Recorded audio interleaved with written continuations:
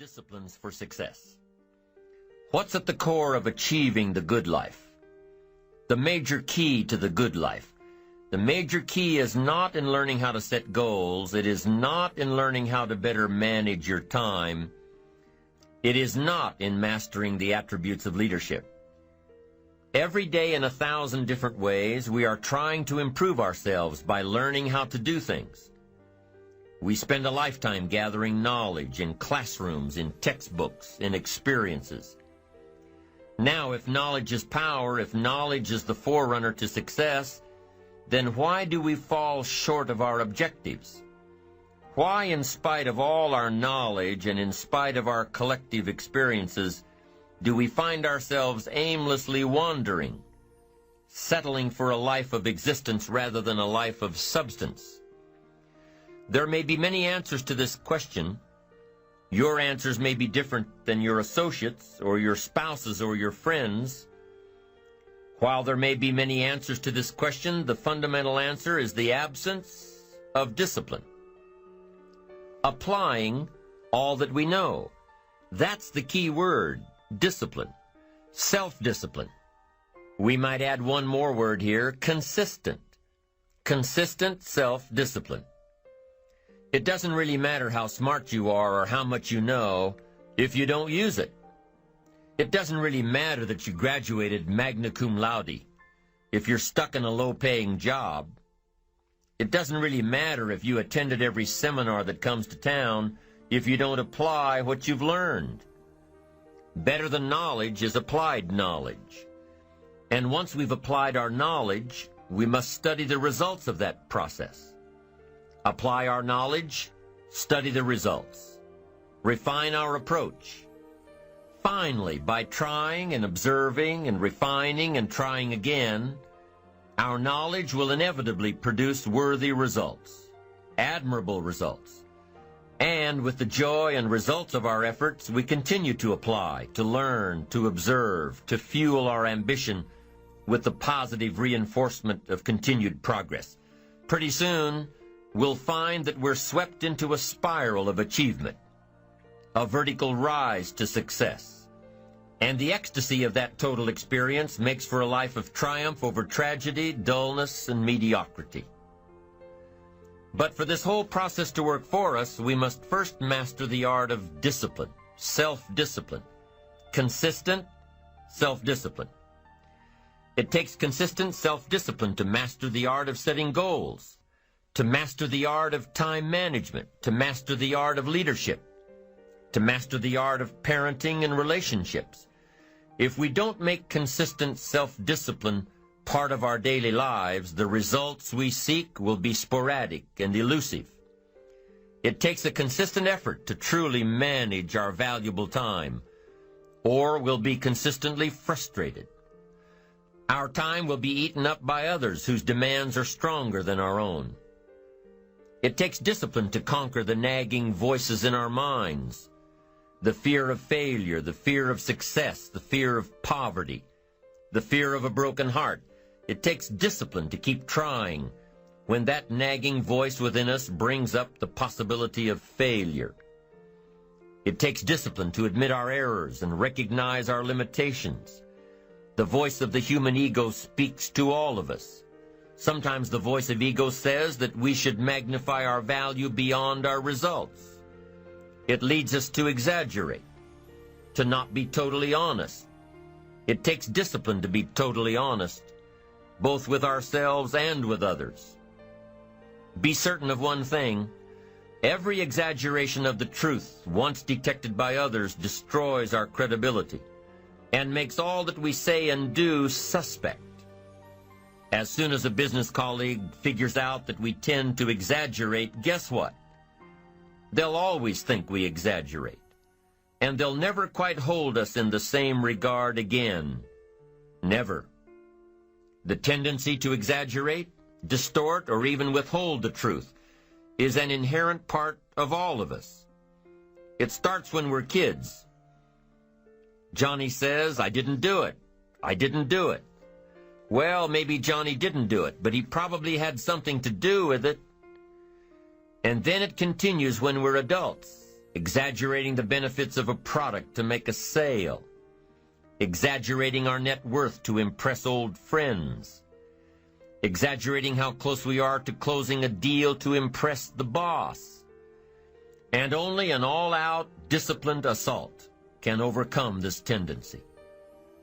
It takes discipline to change a habit, because habits are formed a little bit each day, every day, every day. Once habits are formed, they act like a giant cable.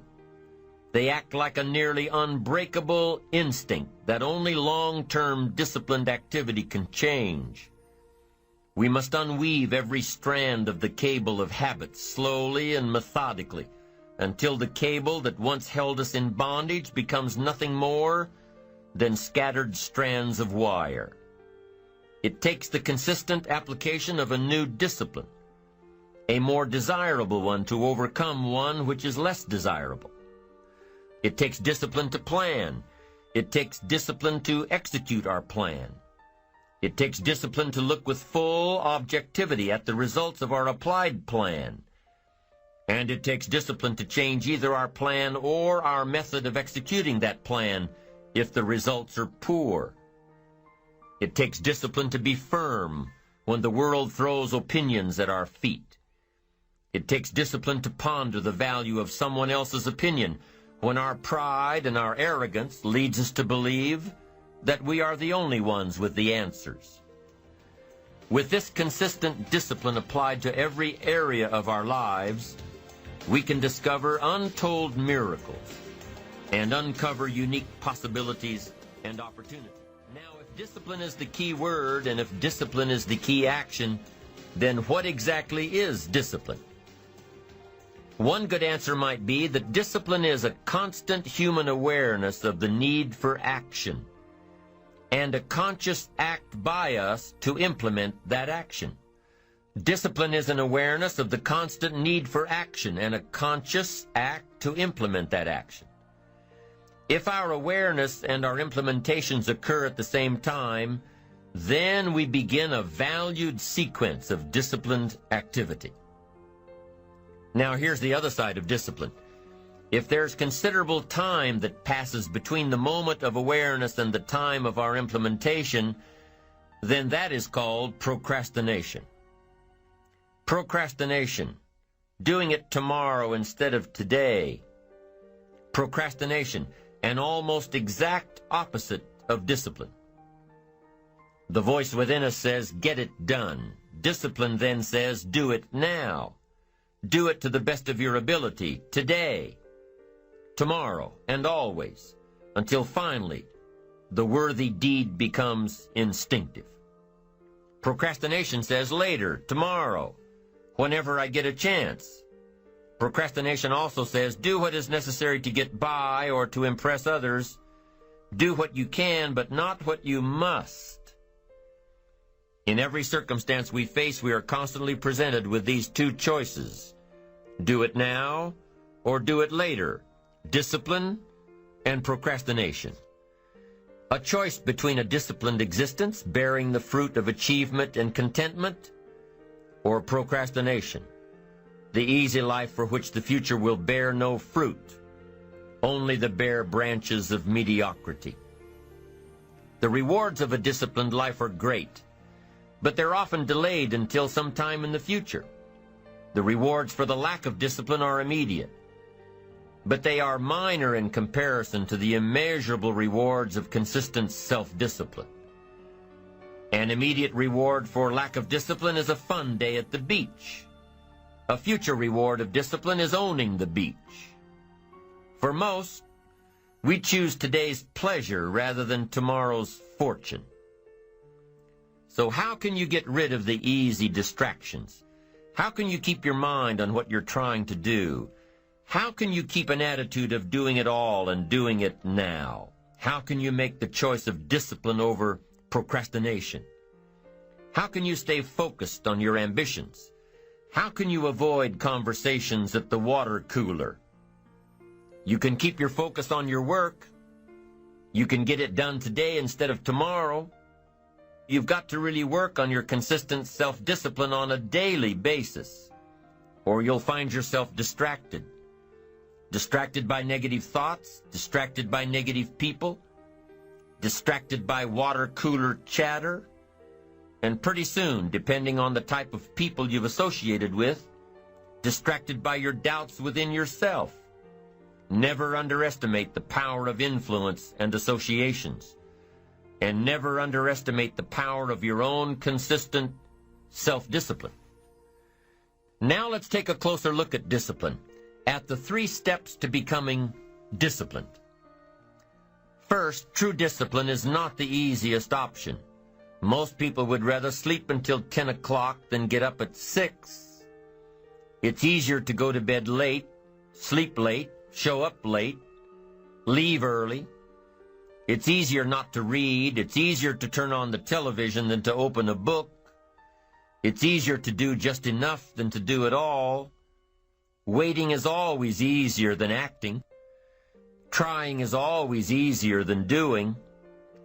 Imagine what life would be like if we didn't have to make our bed in the morning, or keep our garage clean, or pay our taxes, or show up for work tomorrow. Wouldn't it be fascinating if we didn't have to do these things? Wouldn't it be fascinating? What do you suppose would become of us? You're right. Not much. For whatever the reason, the system we live in and contribute to is designed to make the easiest things in life the most unprofitable. Profitable seems to be the most difficult. Our world is and always will be a constant battle between the life of ease and its momentary rewards and a life of discipline and its far more significant rewards. Each has its own price, the price of discipline or the price of regret. We will pay one or the other. What we wish we had done is the voice of regret, speaking in a sorrowful tone at a time when there is no going back. This is regret. No second chance. No what would I do differently. Choose one or the other, but both will have their price, the price of discipline or the price of regret. One costs pennies, the other a fortune. Dostoevsky said, "There are hundreds of young men who would die for the truth, but very few who would spend 5 years studying to know what the truth is." Dying for the truth is much more dramatic than the discipline of studying it one little piece at a time, one day at a time, 1 month at a time. But in the big picture, is dying for the truth really easier than adhering to the daily disciplines? The first lesson of discipline is that it isn't the easiest option. The second lesson of discipline is that it's a full-time activity. And we've said that the best form of discipline is consistent self-discipline. You see, the discipline that it takes to make your bed every day is the same discipline necessary for success in the world of business. The discipline to organize your garage is the same discipline to organize your business. All disciplines carry through to affect all parts of our lives. If we're disciplined in just one area and lazy in another, guess what? Pretty soon the lazy side will creep in and destroy the disciplined side. The bad habits in one area of our life will eventually destroy our self-discipline in the areas we've been working on. Consistency cannot be inconsistent. Discipline is the mind being trained to control our lives. Discipline is a set of standards which we've selected as a personal code of conduct. Discipline is imposing on ourselves the requirements for honoring these standards. Once we've adopted these standards of behavior and conduct, we're committed to honor them. And if we don't, then there can be no disciplined activity. We find ourselves announcing our standards to our relatives, our friends, our associates. We shout our beliefs and condemn those who believe any differently, but then we don't walk the talk. We end up acting in a way far different from the beliefs we've shouted. We tell our kids that the TV is rotting their minds, yet we spend our evenings in front of it. We tell our employees that they must take advantage of every minute of the working day, yet we spend 3 hours at lunch. Do as I say, not as I do. This is inconsistent. This leads to a loss of credibility among those who watch us. And more importantly, this leads to a loss of credibility within ourselves. The only thing worse than one who is inconsistent in applying their self-imposed disciplines is one who has never considered the need or the value of discipline at all.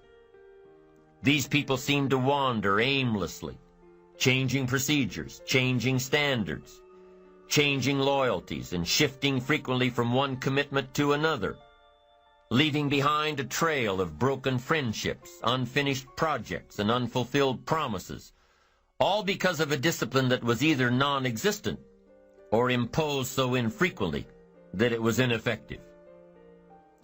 Here's the third step to becoming consistently self-disciplined. Number one is realizing that discipline isn't the easiest option. Number two, discipline is a full-time activity, day by day, every day.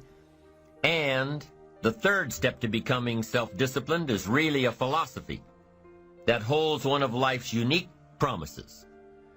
Number three simply says, for every disciplined effort, there is a multiple reward. That's one of life's great arrangements. It's like the law of sowing and reaping. In fact, it's an extension of the biblical law that says if you sow well, you reap well. Now here's a unique part of the law of sowing and reaping. Not only does it suggest that we'll all reap what we've sown, it also suggests that we'll reap much more. Life is full of laws that both govern and explain behaviors. But this may well be the major law we need to understand. For every disciplined effort, a multiple reward. For every disciplined effort, a multiple reward. What a concept. If you render unique service, your reward will be multiplied. If you're fair and honest and patient with others, your reward will be multiplied. If you give more than you expect to receive, your reward is more than you expect. But remember, the key word here, as you might well imagine, is discipline. Everything of value requires care and attention. Everything of value requires discipline. Children require discipline. They must have a structure built for them. They must have boundaries to work within so they feel secure and comfortable to explore and grow. They must learn to recognize what's right and what's wrong, what's acceptable behavior, what's not acceptable. Children require unwavering discipline, consistent discipline, or they'll be confused as to how they're supposed to behave. Likewise, our thoughts require discipline. We must set up our inner boundaries, our codes of conduct, or our thoughts will be confused. And with confused thoughts, we'll end up being confused, hopelessly lost in the maze of life. And confused thoughts produce confused results. Look around you at this very moment in time. What might you be doing that needs attention? Perhaps you're listening to this program as you drive along in traffic, blowing your horn at someone ahead of you who isn't driving at the speed you'd like to. Perhaps you're listening alone because you've had a disagreement with someone you love or someone who loves you, and your anger won't allow you to speak to that person. Wouldn't this be an ideal time to examine your need for a new discipline? Perhaps you're on the brink of giving up or starting over or starting out, and the only missing ingredient to your incredible success story in the future is a new and self-imposed discipline that will make you stay longer and try harder and work more intensely than you ever thought you possibly could. The most valuable form of discipline is the one that you impose on yourself. Don't wait for things to deteriorate so drastically that someone else must impose discipline into your life. Wouldn't that be tragic? How could you possibly explain the fact that someone else thought more of you than you thought of yourself? That they forced you to get up early and get out into the marketplace when you would have been content to let success go to someone else who cared more about themselves? Your life, my life, The life of each one of us is going to serve as either a warning or an example. A warning of the consequences of neglect, self-pity, lack of direction and ambition, or an example of talent put to use, of discipline, self-imposed, and of objectives clearly perceived and intensely pursued. Now, can too much discipline be a bad thing? Can you possibly be too disciplined? Too much of anything is a bad thing. Life without balance results in an unbalanced life. Walking around the block every day is good. Walking or running 6 hours a day is bad. It's obsessive. Unless, of course, you make your living as a marathon runner. Then you're doing your job. Eating an apple a day is good. Eating only apples is bad. You won't get all the protein and vitamins and nutrients your body needs. Working hard, burning the midnight oil, doing it until is good. Working nonstop, never taking a vacation, never having any fun, never spending quality time with the people you love, working day after day, month after month, never taking a break year after year, is bad. If you've got your nose to the grindstone all the time, how are you ever going to spot new opportunities, consider new ideas? It doesn't work that way. You've got to stop and ponder where you've been and where you're going. You've got to reflect so you know if you're even on the right track. Everyone has heard the story of Willie Loman in the play Death of a Salesman. Willie was a workaholic. He typified the old-fashioned concept of success. After all, if you're always working, you must be successful. No, it doesn't work that way. For workaholics, there's never enough work. They can work 10, 12, 14 hours a day, take 2 jobs, work them back to back. The only satisfaction is fighting off sleep, denying life's pleasures, getting more tasks done. Some people are impressed with this type of behavior. But just because a workaholic spends too much time working, that doesn't mean he or she ends up with the most money. These people are generally more task-oriented than results-oriented. They're busy being busy, not busy being productive. Workaholics generally end up alienating their families, losing their health, facing a crisis of values. Now, wouldn't you prefer a life of productivity rather than a life of tasks? Of course. When you schedule your time and take advantage of your time, you can work smarter instead of working longer, and you'll probably end up getting more done than the workaholic, and still have time for other things in life. Enlightened self-interest says, I will look for new ways to work smarter by focusing on doing more per hour instead of doing more hours. It says I will run my day so my day doesn't run me. Enlightened self-interest also says that a life worth living comes from a life of balance and moderation. Too much of anything, even good things, will sooner or later throw you off track. Now, here's the key technique that you can use in your life to help keep you on the right track. This technique is called visual chain thinking. Ambitious people don't see each step toward their goals as a singular step. Each discipline as a singular discipline. Each project as a singular project. Each sale as a singular sale. With everything they do and with every discipline they adhere to, they see it all as part of a chain. A link in the chain of events and actions that will lead them to their final destination. Every action and every discipline today is a link in the chain. Every action and every discipline tomorrow is a link.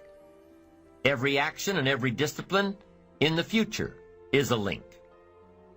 When you can see that every link in the chain will eventually lead you to the things you want most out of life, to the person you want to become, then you won't grow discouraged or fearful or impatient with today.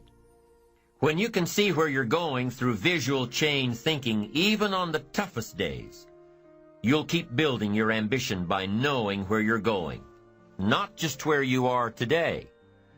Part of this visual chain thinking is built when you decide on your direction, when you can see where you're going to end up before you get there, when you can see California while staring at the east side of a 14,000-foot mountain.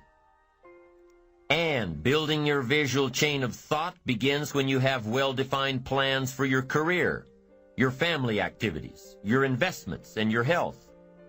Your plans and goals are your visual chain, knowing where you're going before you get there. Develop a plan, a game plan.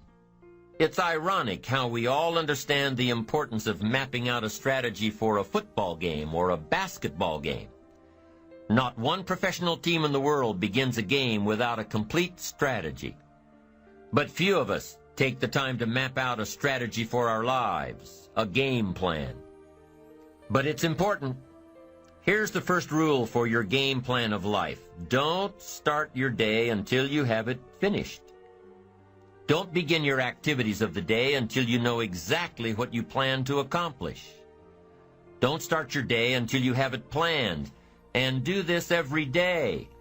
I know all this writing takes time and a disciplined effort, but remember that value is the fruitful result of discipline, not hope. Once you've mastered the art of planning your day, you're ready for the next level. Don't start your week until you have it finished. Don't begin your activities of the week until you know exactly what you plan to accomplish. Don't start your week until you have it planned. Just imagine what life would be like if you took time out of every Sunday to plan your week. Come Friday, you won't be saying, "Boy, did this week fly by. Where did it go? What did I do?" No, if you plan your week before you start it, you'll know exactly what you want to do, what you want to accomplish, what you need to work on. If you learn to plan your days as part of your overall game plan for the week, the parts will fit much better. Your days will be better, more effective. You'll be working smarter, not harder. And when you've learned to plan your week, guess what? You've got to plan your month. Don't start your month until it's finished. By developing a game plan for your days, your weeks, your months, by developing and following your game plan, your days and weeks and months all become part of a bigger plan, a bigger design, a long-term view of your life, a visual chain. You'll start gaining a greater perspective of it all because you are planning. It takes great discipline on your part, but it will soon lead to a new habit, a habit of mastering your time, a habit of discipline that will lead you to the good life. Now, if visually seeing the future is new to you, if you've never developed a game plan before, let me offer a few tips. There are two things that you need to understand before you create a game plan. Number one, a game plan, a visual chain of your future, is like a spreadsheet. Instead of listing numbers, you list activities. It's like a to-do list. And number two, the technique of developing a game plan can be used for a single day, a single project, or a variety of projects that are happening simultaneously. Here's how you do it. First of all, you need to buy a pad of graph paper. Game plans work best on graph paper. So take a sheet of graph paper and make vertical columns of the number of days this plan is to cover. Then on the left-hand side of the paper, write the heading, Activities. Under this heading, list all of the activities to be accomplished within your time frame. Let's say, for example, that you've got 1 week to finalize a marketing plan. It's an overwhelming amount of work to complete, but it's got to be done. So break it down piece by piece. The best way to start is by listing all of the individual components on the left-hand side of the page. Now, some of these things need to be completed before others can be started. You need to have your market research results in before you can determine your target market. You need to know your target market before you can develop your marketing strategy. You need to have your marketing strategy before you can create a budget for collateral materials, and so on. When you break down the project piece by piece, deadline by deadline, you can be more effective in delegating the appropriate pieces of the puzzle. And you can be more effective in doing your own work while orchestrating the rest. The final result of developing a visual chain, your game plan, is a clear visual presentation of the tasks before you.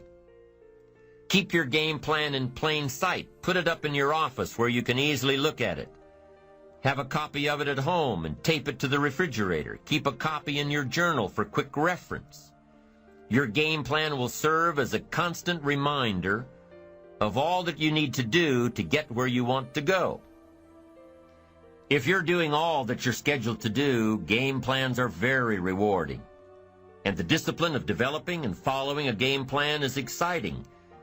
Day by day by day, week by week by week, month by month by month, you'll see the magic of your dreams and plans turning into reality.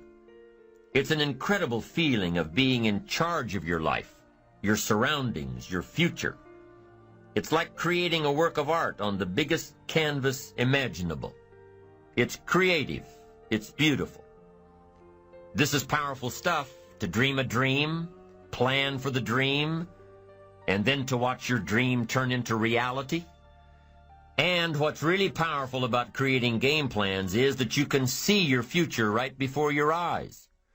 So on those days when your energy isn't up to par, your enthusiasm is a little low, your ambition isn't pulling you, and your attitude isn't on the high side, on those days, use your game plan to see how far you've come and take time to realize just exactly where it is that you're headed for. On those days, it's your discipline and visual chain of the future that will pull you ahead.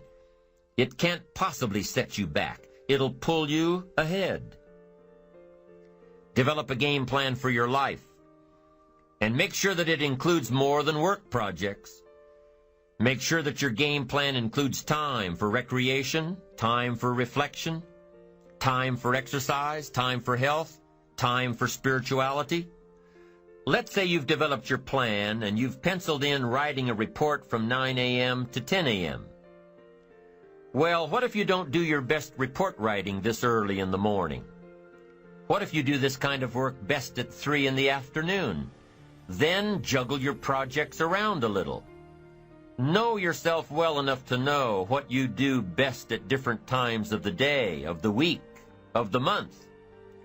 Know the best time for you to accomplish a certain type of task and schedule it during those times.